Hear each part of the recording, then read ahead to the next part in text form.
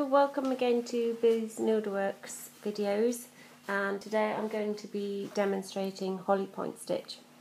So with Hollie-Point, the first thing we have to do is outline our shape with backstitch, just simple backstitch over 2 fabric threads, as you can see here. This shape is actually the acorn cup from the season sampler, but it doesn't really matter what shape you use, it can be anything at all, but always start by outlining the whole thing in backstitch. Okay, so what we're going to do is I'm going to start working from the widest part back to the narrowest, and we begin by taking a long stitch across the whole piece, and you want approximately 1 intersection of fabric threads between your start point and your first straight stitch, and this distance is what you want to more or less try and keep throughout. So that's about right there. You take that whole thing across, and then you come back up in exactly the same space that you began that long stitch in. Okay, now what we're going to do is work a series of little buttonhole stitches. We're going to be coming underneath the first back stitch of your longest straight line, and underneath your first straight stitch there, and always make sure that your working thread comes underneath the tip of the needle like that, and pull through.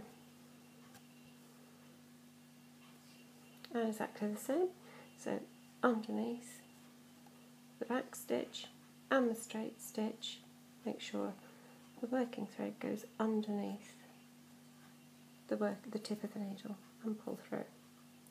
So more or less 2 of those buttonhole stitches for each back stitch along is about right, I would suggest.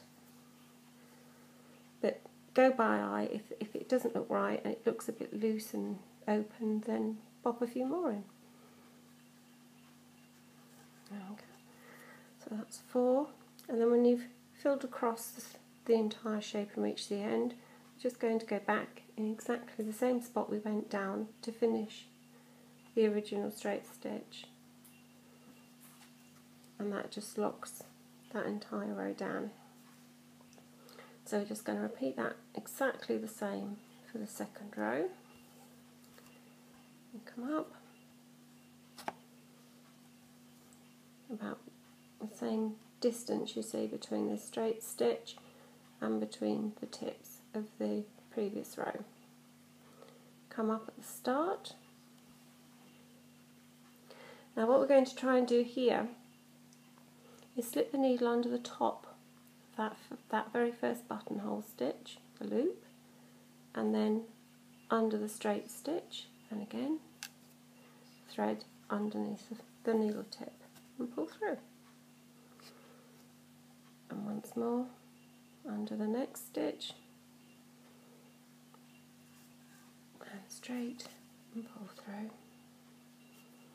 Don't have to be too accurate. If you don't quite get into a loop and you think you may have missed it and only accidentally picked up the previous straight stitch, it really doesn't matter, because this shape is so small, it's highly unlikely that you'll notice it in the finished piece. So long as you're not actually going through the fabric and you're coming in to the previous row and you're coming under that laid straight stitch. There's my 4th, and take it down to secure. Okay, now you can see my stitch back stitching is narrowing for this shape, so the area that I have to come across is also much smaller. So we just treat it in exactly the same way that we did before, with the straight stitch going across, like that, and back up in that same spot. There we go. So because we had 4 before, but the shape of the shape has become more narrow here, what we're going to do is try and just fit in 3, but we'll see how we go. May only get in 2. and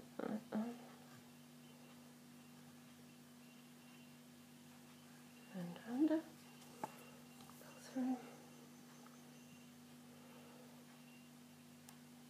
take a loop, come under. It doesn't really matter which way under the needle you take the working thread either, provided you stick with that throughout the entire row. So if you go from left to right on the first one, then stick with that for the rest of the row, and vice versa. There we go. I think that's 3, I'm not going to get much more in. So we just take it back down in the same hole. Right, now at this point you may decide that's enough, you don't want to go any further, it looks full, and that doesn't actually look bad to my eye, but I'm going to be, just because you may decide if you're only working with a single strand of floss that you do want another row in, so I'm just going to sneak one in just to show you that it can be done.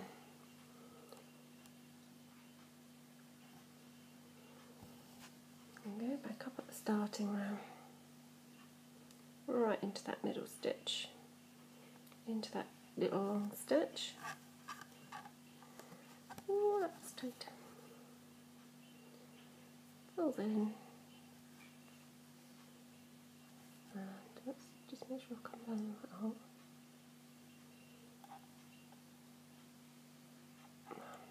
There we go. And that finishes the shape. There we go.